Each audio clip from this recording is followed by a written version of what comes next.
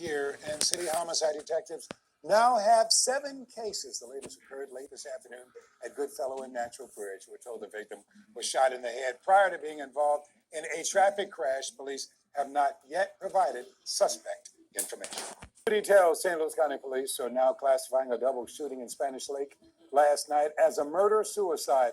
They gave this account around 7:30 last night. 51-year-old Denise Edwards was driving on Lilac Avenue when her passenger, 19-year-old Brian Thurman, shot her, bailed out of the moving car, then shot and killed himself. Investigators say the victim and suspect were known to each other. Newton, as an apparent murder-suicide, spills outside of a Washington, Missouri home this morning. Fox News' Michaela McGee is live in Washington tonight with what witnesses say they saw.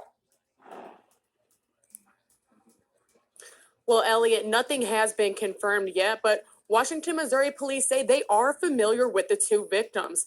They have been to their home multiple times for domestic altercations prior to this, and now both are dead.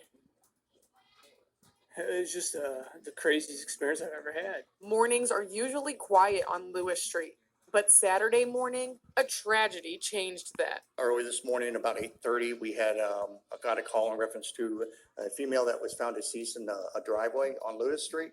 When officers arrived there, they found that there was some blood and other evidence that led them to the next door residence. They found the rear door of that residence open.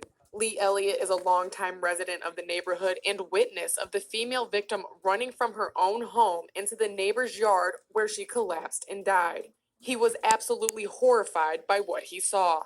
You see police officers running around with their assault rifles, and you see a young lady down in the driveway, and what we saw was horrendous. When the Franklin County SWAT team arrived, they entered the home and found a male victim laying dead on the floor with a young child crying near the body. The male and female victims were both in their late 20s to early 30s, and the child found on the scene was their son.